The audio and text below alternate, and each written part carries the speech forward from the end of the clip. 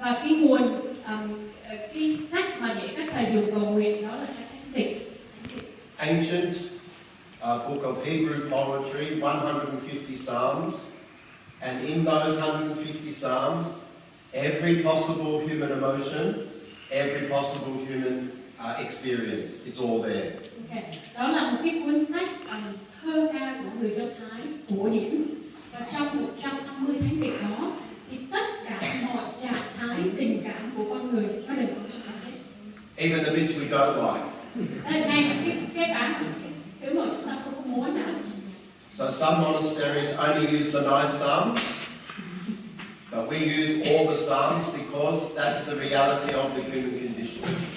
That's how it's feeling. Có những cái như là cái thơ ca thì có những cái trạng thái tình cảm mà mình không muốn đi chăng nữa, rồi có những nơi á, thì có những cái đan viện hoặc là tu viện họ chỉ dùng một cái bài thánh viện mà nó hay thôi, nhưng mà các thầy đan viện ở đây sử dụng tất cả 150 thánh viện bởi vì nó là thực tại của đời sống con người, mình có tất cả những cái đó hết. The second thing we do in the monastery is work.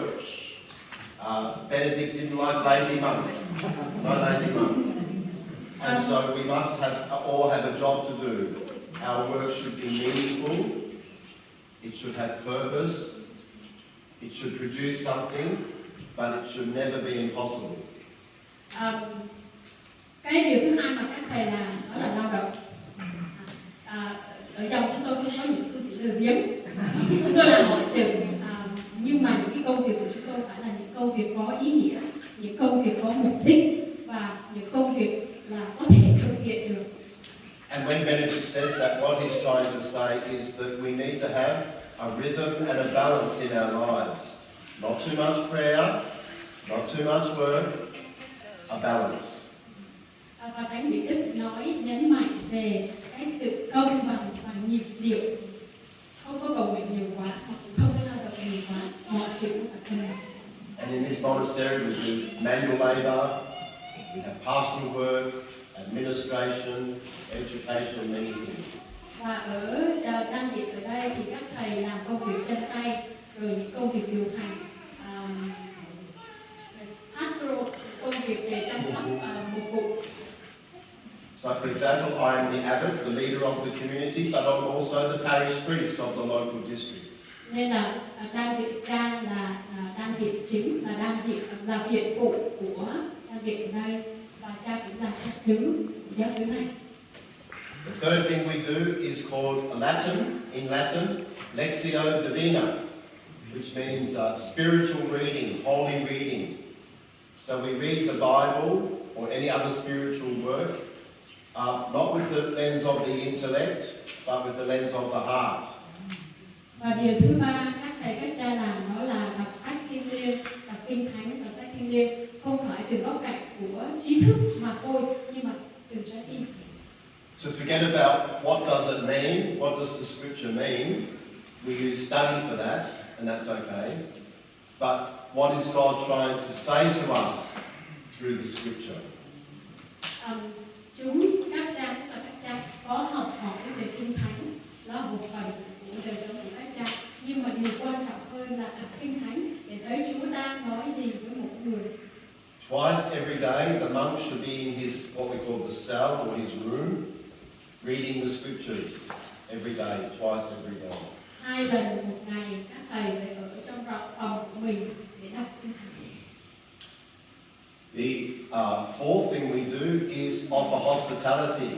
The monastery always has guests, and so Benedict suggests that we treat the guest as if the guest is Christ himself.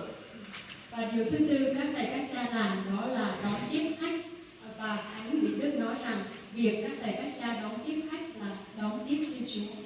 And in the 6th century, when Benedict wrote the rule, many guests were pilgrims. They were walking to the monastery. And so the best thing you could do for someone who's been walking all day or many days to get to the monastery, dirty, smelly, tired feet. So we wash them. Đó, và vào thế kỷ thứ 6 khi mà Thánh Vị Đức viết luật dòng nó thì thời đó có những người thực hành họ đi bộ cả ngày để tới đan viện, thì điều mà các cha các thầy có thể làm đó là những chân họ And this is, of course, tied in with, we do this on Holy Thursday. During Holy Week, we remember the washing of the feet. Jesus said, if I am to do it for you, you must do it for one another. Và khi các cha làm điều này thì các thầy tâm niệm một điều về biến cố Chúa rửa chân cho các môn đệ, và Chúa đã nói rằng thầy rửa chân cho anh em thì anh em phải rửa chân cho nhau. And so once we wash their feet, we give them something to eat, something to drink, a bed to sleep in. But then we must leave them alone so that they can seek God. Và sau khi các thầy các cha rửa chân cho họ ăn, cho họ ngủ, và điều quan trọng là để cho họ thinh lặng nói chuyện với Thiên Chúa. And the fifth thing that we do is community life, to support one another in community. Benedict says many things about community life, but two very important ones.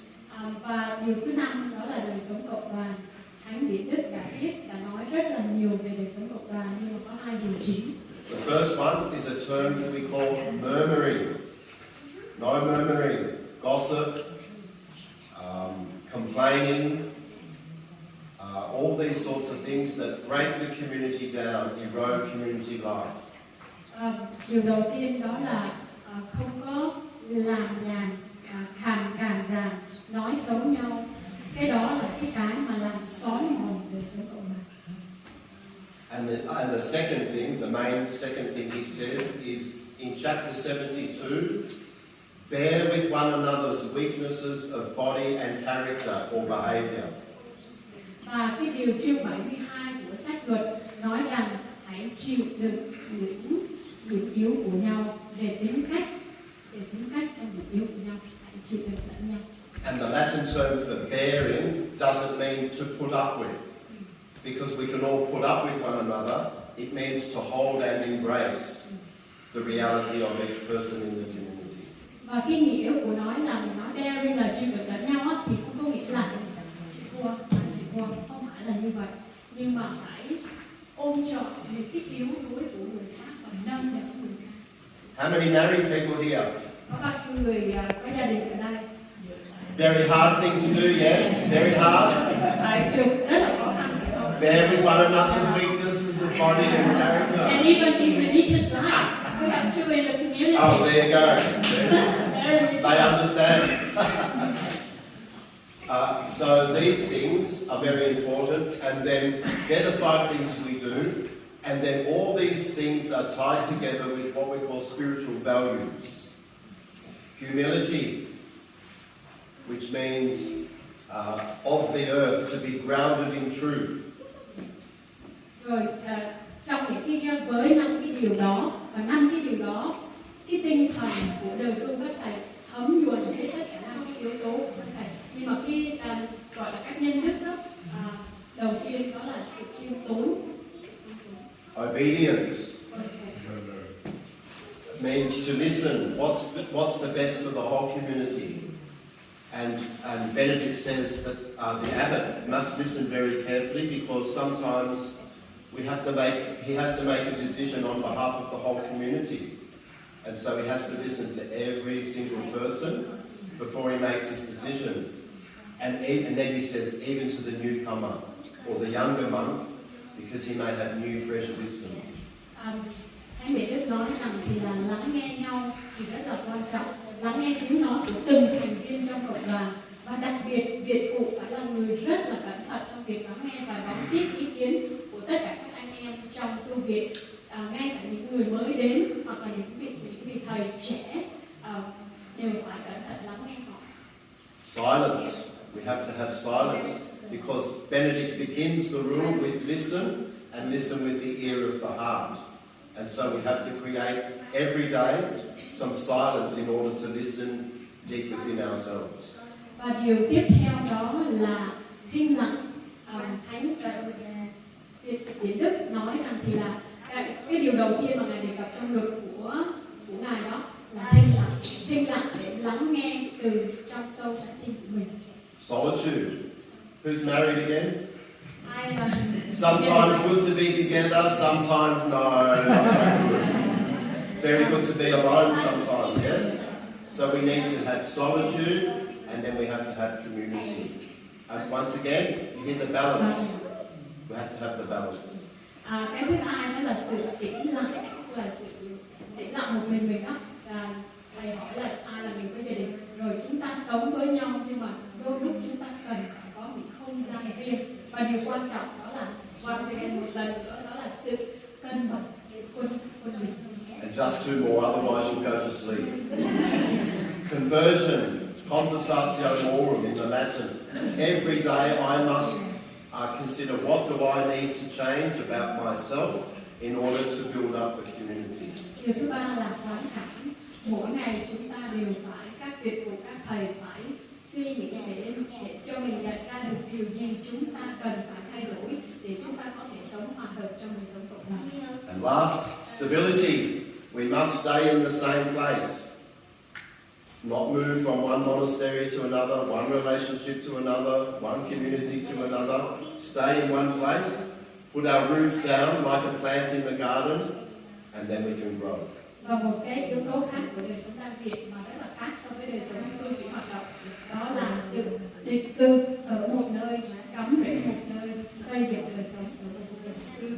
All these things sound simple and very easy, but they're very difficult, aren't they? But we have the God who will support us along the way through prayer, through community life, through meditation, and so on. Nghe có vẻ rất là dễ nhưng mà thực sự thì rất là khó. Và thầy tin rằng để làm được như vậy thì cần phải có ơn Chúa. I'm happy to answer some questions, but not in Vietnamese. Ai có câu hỏi gì thì chúng ta cứ hỏi.